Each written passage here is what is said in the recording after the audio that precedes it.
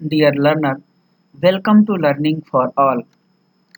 मैं Sultan, assistant professor cum course coordinator, special education hearing impairment, Amar Jyoti school and rehabilitation centre, Gwalior, Madhya Pradesh. आइए आज हम शैक्षिक मनोविज्ञान का महत्व एवं क्षेत्र के बारे में चर्चा करेंगे, यानी कि importance and scope of educational psychology. तो आइए देखते हैं। सबसे पहले हम जानते हैं कि शैक्षिक मनोविज्ञान का महत्व क्या होता है, यानी कि इसका इम्पोर्टेंस क्या है, इसके बारे में चर्चा करते हैं। शिक्षा मनोविज्ञान मनोविज्ञान की एक प्रमुख प्रयुक्त शाखा है, जिसका महत्व शिक्षा, शिक्षकों एवं शिक्षार्थियों के लिए काफी महत्वपूर्ण बताया गया है। इस मनोविज्ञान से शिक्षण संस्थानों के शैक्षिक वातावरण में उल्लेखनीय परिवर्तन आया है तथा शिक्षक के स्तर को भी मनोवैज्ञानिक ढंग से उत्कृष्ट किया गया है।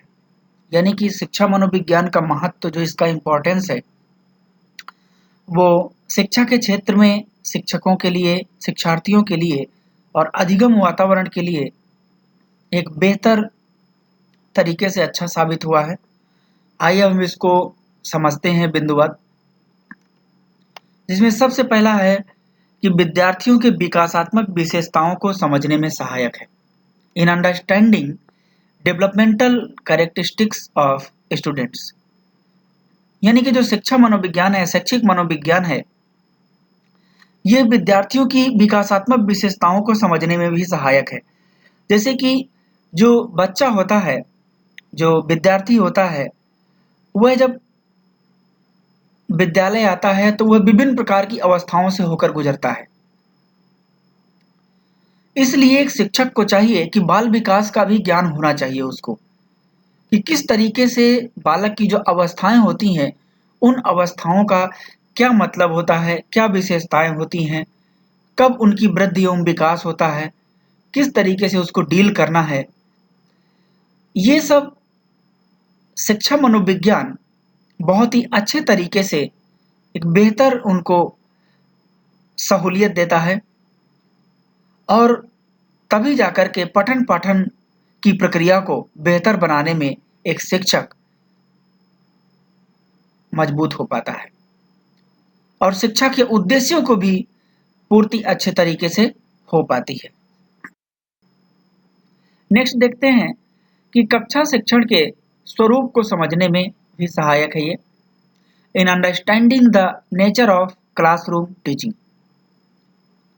यानी कि जो शिक्षा मनोविज्ञान है, वो सीखने की प्रक्रिया के बारे में भी, किस तरीके से हमें ज्ञान प्रदान करना है, किस तरीके से टीचिंग करना है।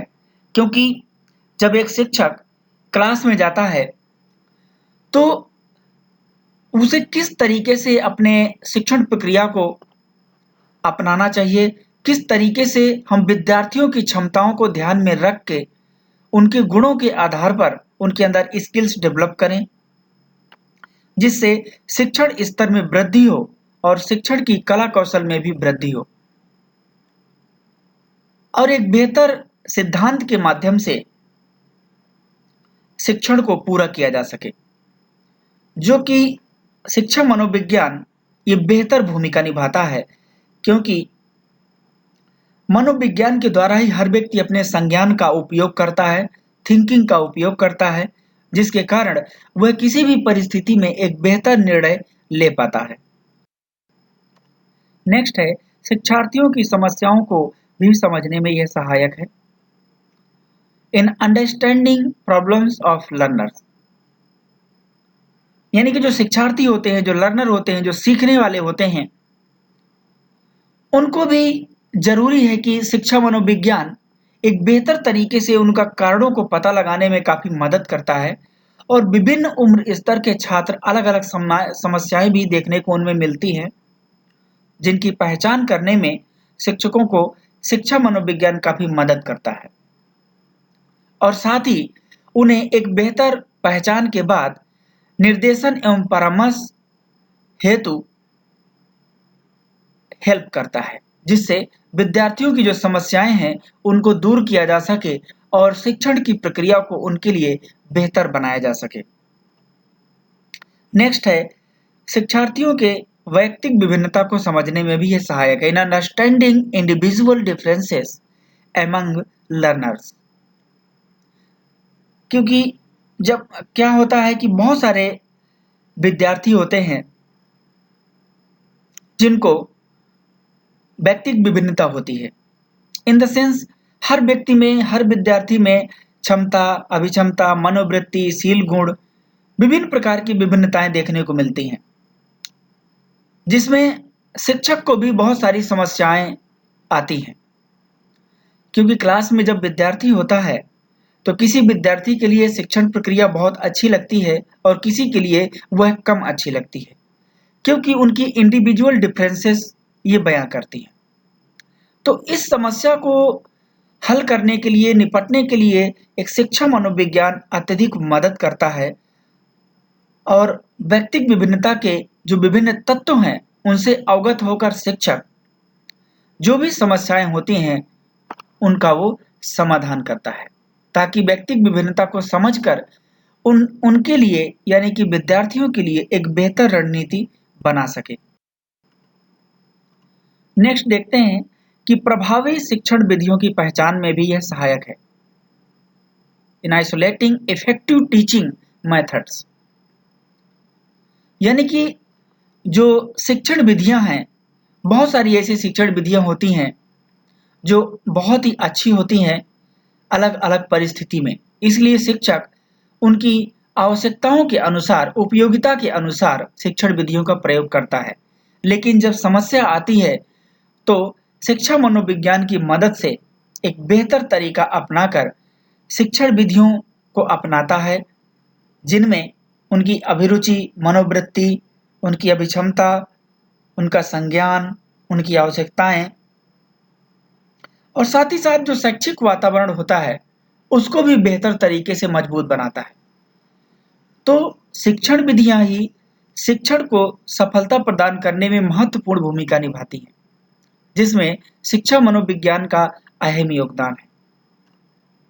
नेक्स्ट है, पाठ्यक्रम के निर्माण में भी सहायक है, इन कंस्ट्रक्शन ऑफ करिकुलम। पाठ्यक्रम का निर्माण काफी सहूलियत देता है जब हम शिक्षा मनोविज्ञान के क्षेत्र में देखते हैं, क्योंकि शिक्षा मनोविज्ञान का मूल तत्व छात्रों की आवश्यकता, उनकी विकासात्मक विशेषताएं, सीखने के तरीके एवं समाज की आवश्यकताओं को ध्यान में रखने पर बल डालता है। क्योंकि शिक्षा एक विद्यार्थी को प्रदान की जाती है, एक लर्नर को प्रदान की जाती है, और लर्नर एक सामाजिक प्राणी होता है, सामाजिक व्यक्ति होता है, इसलिए वह अंत में समाज में ही जाता है। इसलिए शिक्षा के उद्देश्यों को समाज की आवश्यकता के अनुसार गठित किया जाता है, ताकि समाज के उद्देश्यों की पूर्ति हो सके। शिक्षा तथा शिक्षक जो है, इनके जो मनोविज्ञान है, इन मूल तत्वों को ध्यान में रखते हुए पाठ्यक्रम का निर्माण करते हैं, जिससे पाठ की वैज्ञानिकता तो बनी रहती है, साथ ही साथ उनकी व्यापकता भी मजबूत होती है। यानी पाठ्यक्रम का निर्माण हम समाज की आवश्यकता के अनुसार, छात्रों की आवश्यकता के अनुसार, एक समाज के उद्देश्यों को ध्यान में रखकर करते हैं, जिससे एक बेहतर तरीका पाठ्यक्रम में विभिन्न उचित कंटेंट बनाए जा सकें और विद्यार्थियों को उचित तरीके से प्रदान किए जा सके। और इन सब में जहां पर भी समस्या आती है वहां पर संज्ञान, चिंतन शक्ति, तर्क वितर्क करके मनोविज्ञान का सहारा लेकर और भी अच्छे तरीके से इनका निर्माण किया जाता है। नेक्स्ट है, शोध कार्यों में भी इसका महत्व है, इंपॉर्टेंस है।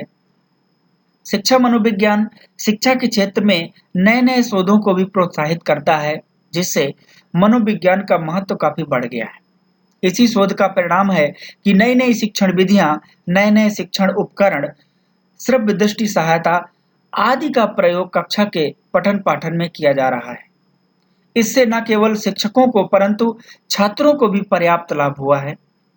शिक्षकों को अपने ज्ञान भंडार को वैज्ञानिक करने में तथा छात्रों को नवीनतम तकनीकी का ज्ञान प्रदान करने में असमानांतर मदद मिली है, क्योंकि शोध कार्यों से नई-नई चीजों का निर्माण होता है, जिसमें शिक्षण विधियां, अधिगम, पठन-पाठन के तौर तरीके, उपकरण, नई-नई चीजों का निर्माण होता है आवश्यकता के अनुसार। तो ये हमारा इम्पोर्टेंस ऑफ एजुकेशनल साइकोलॉजी था। आइए अब हम देखते हैं शैक्षिक मनोविज्ञान का क्षेत्र यानी कि स्कोप ऑफ एजुकेशनल साइकोलॉजी। जैसा कि हम जानते हैं कि शिक्षा एक ऐसी प्रक्रिया है जो व्यक्ति के जन्म से मृत्यु तक निरंतर चलती रहती है। यही कारण है कि शिक्षा मनोविज्ञान का कार्यक्षेत्र भी केवल बचपनावस्था या किशोरावस्था तक ही शैक्षिक प्रक्रियाओं का ही अध्ययन नहीं करना, बल्कि इनके द्वारा व्यक्ति के पूरे जीवन काल में चलने वाली शैक्षिक प्रक्रियाओं का अध्ययन करना है, जिसमें शिक्षा, शिक्षार्थी और शैक्षिक प्रक्रिया में ये दोनों संबद्ध होते हैं और किस तरीके से शिक्षा मनोविज्ञान उनके कार्य क्षेत्र में मदद करता है।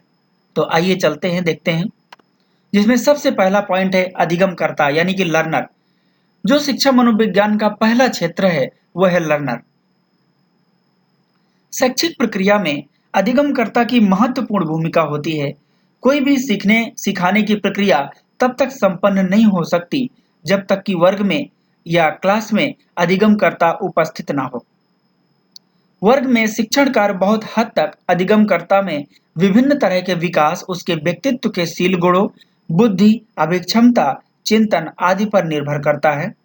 इन सभी का अध्ययन शिक्षा मनोविज्ञान के अंतर्गत किया जाता है और शिक्षा मनोविज्ञान अधिगमकर्ता के वर्णित सभी पहलुओं पर गंभीरतापूर्वक विचार कर एक निर्णय पर पहुंचते हैं और उसी ढंग के अधिगमकर्ता का चयन कर उन्हें शिक्षा देते हैं। यानी कि जब भी हम शिक्षा की बात करते हैं उसमें लर्नर एक वेरी इंपॉर्टेंट रोल प्ले करता है, क्योंकि एक टीचिंग प्रक्रिया तभी संभव हो सकती है जब विद्यार्थी हो और उसकी आवश्यकताओं को भी ध्यान में रखा जाए।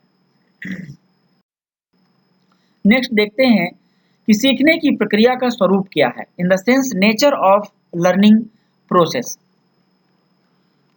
सीखने की प्रक्रिया एक ऐसी प्रक्रिया होती है जिसके द्वारा शिक्षार्थी अपने व्यवहारों में परिवर्तन लाकर नए-नए संप्रत्ययों को सीखते हैं तथा अपनी चिंतन प्रक्रिया को पुनर्संगठित करते हैं, जिससे उन्हें शिक्षा प्राप्त करने या सीखने में बहुत मदद मिलती है।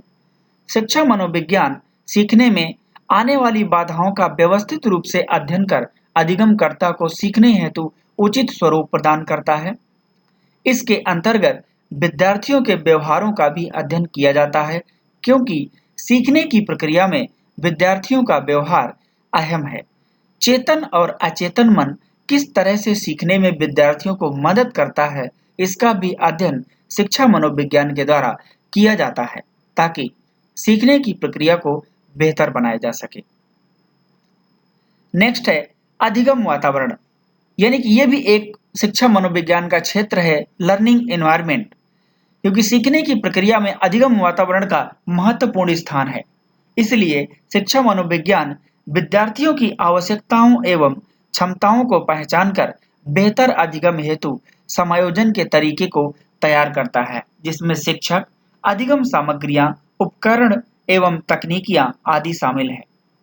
विद्यार्थियों के सीखने की क्षमताएं अलग-अलग होती हैं, इसलिए शिक्षा मनोविज्ञान विद्यार्थियों के सभी पहलुओं का अध्ययन करता है ताकि सीखने के लिए एक बेहतर अधिगम वातावरण को बनाया जा सके और विद्यार्थियों की उपलब्धियों को बढ़ाने में मदद किया जा सके।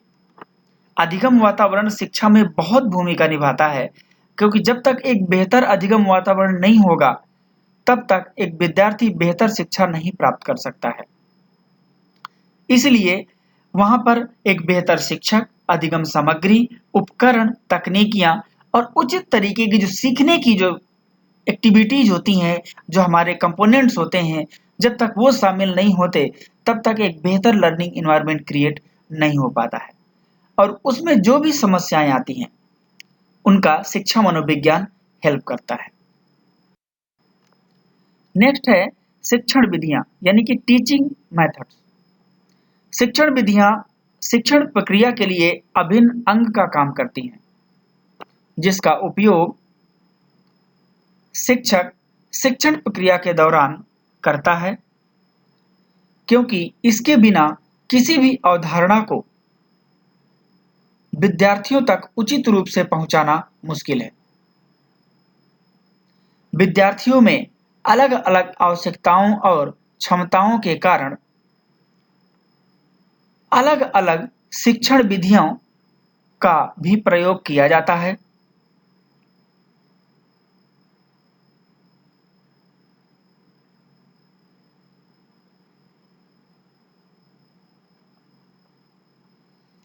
यानी कि जो विद्यार्थियों में अलग-अलग आवश्यकताएं और क्षमताएं होती हैं, उनका भी अध्ययन हम करते हैं और किस तरीके से हम शिक्षण विधियों का उपयोग कर सकते हैं, वो इसमें बहुत महत्वपूर्ण रोल प्ले करता है।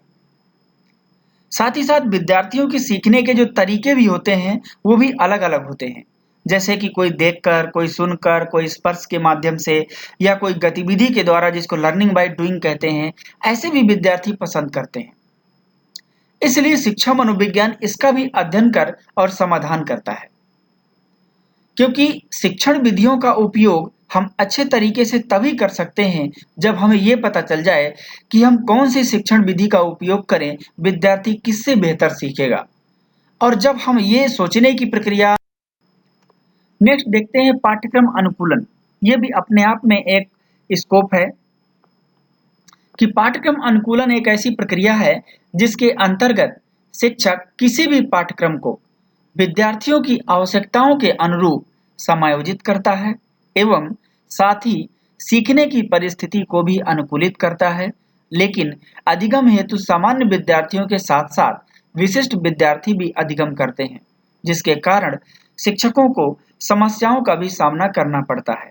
ऐसी स्थिति में शिक्षा मनोविज्ञान सहायता करता है, क्योंकि शिक्षा मनोविज्ञान सभी पहलुओं का विशेष तरीके से अध्ययन करता है और समस्या के समाधान में शिक्षकों और विद्यार्थियों की सहायता करता है। पाठ्यक्रम अनुकूलन के अंतर्गत शिक्षक शिक्षा मनोविज्ञान की सहायता से पाठ्यक्रम में निर्धारित विषय वस्तु को सह पाठ्य क्रियाओं में भी परिवर्तित कर देता है। सह पाठ्य क्रियाएं मतलब जो को करिकुलर एक्टिविटीज होती हैं, क्योंकि बहुत सारे विद्यार्थी होते हैं जो खेल कूद के माध्यम से भी सीखते हैं और विभिन्न प्रकार की को करिकुलर एक्टिविटीज उनको करवाई जाती हैं, जिससे विद्यार्थियों के लिए वह अनुकूलित हो जाती हैं और वह रुचिपूर्वक किसी भी अवधारणा को आसानी से सीख लेते हैं, क्योंकि जब उसमें मॉडिफाई कर दिया जाता है, जब विद्यार्थियों की आवश्यकताओं के अनुरूप हम पाठ्यक्रम को बना देते हैं, तो उन्हें वो बहुत ही सरलतापूर्वक, सुगमतापूर्वक और रुचिपूर्वक सीखने में रुचि लेते हैं। नेक्स्ट है निर्देशन एवं परामर्श, यानी कि गाइडेंस एंड काउंसलिंग भी इसका एक हिस्सा है, क्योंकि निर्देशन एवं परामर्श में शिक्षक की अहम भूमिका होती है, क्योंकि कक्षा में कुछ ऐसे विद्यार्थी होते हैं जो सही से व्यवहार नहीं करते, कक्षा प्रबंधन का पालन नहीं करते हैं, कक्षा में अवधान केंद्रित नहीं करते हैं, आदि ऐसे बहुत से फैक्टर हैं। ऐसे विद्यार्थियों को शिक्षक शिक्षा मनोविज्ञान की सहायता से उनके व्यवहार में परिवर्तन लाते हैं और उनकी समस्या का समाधान करते हैं। यानी कि विभिन्न प्रकार के ऐसे व्यवहारिक तौर तरीके एवं तकनीकियां हैं जिनका इस्तेमाल करके उनको एक बेहतर तरीके से निर्देशन देते हैं और उनका व्यक्तिगत रूप से परामर्श भी करते हैं, ताकि विद्यार्थी में एक बेहतर तरीके से व्यवहारिक परिवर्तन आ जाए और वह स्वयं की शैक्षणिक उपलब्धि को बेहतर बना सके। नेक्स्ट है अनुसंधान, यानी कि शोध, यानी कि एक ये भी क्षेत्र है जैसा कि अनुसंधान, जिसका अर्थ विविध क्षेत्रों में व्यवस्थित तरीके से नए तथ्यों की खोज करना एवं सत्य को सत्यापित करना है, जिससे समाज को उचित दिशा मिल सके। आज हमारे समाज में जो भी नित नए नए परिवर्तन देखने को मिलते हैं, वो सभी अनुसंधान या शोध का ही परिणाम है। लेकिन जब कभी शोधकर्ता को शोध करते समय समस्याओं का सामना करना पड़ता है, तब शिक्षा मनोविज्ञान उस समस्या का समाधान करने में मदद करती है। मनोविज्ञान के माध्यम से ही शोधकर्ता तर्क, चिंतन, समायोजन आदि का प्रयोग करके शोध में आने वाली समस्याओं का समाधान बहुत ही आसानी से कर लेता है। आज हमारे अधिगम में तकनीकी व्यवस्था इतनी प्रभावशाली है कि कठिन से कठिन कार्य भी हल हो जाते हैं। ये सब अनुसंधान का ही नतीजा है, जिसका उपयोग व्यक्ति अपनी बुद्धि शक्ति, समायोजन की क्षमता, विविध तत्वों की समझ आदि से करता है। तो ये हमारा स्कोप ऑफ एजुकेशनल साइकोलॉजी था। Thank you so much. यदि ये आपको वीडियो अच्छा लगा हो तो इसे लाइक करिए, सब्सक्राइब करिए, साथ में बेल आइकॉन की भी दबाइए ताकि जो न्यू वीडियो आए उसका नोटिफिकेशन आप तक पहुंच जाए, और साथ ही अपने दोस्तों तक शेयर भी करिए ताकि जो भी यूजफुल जानकारी है उन्हें भी प्राप्त हो सके और वो भी सीख सके।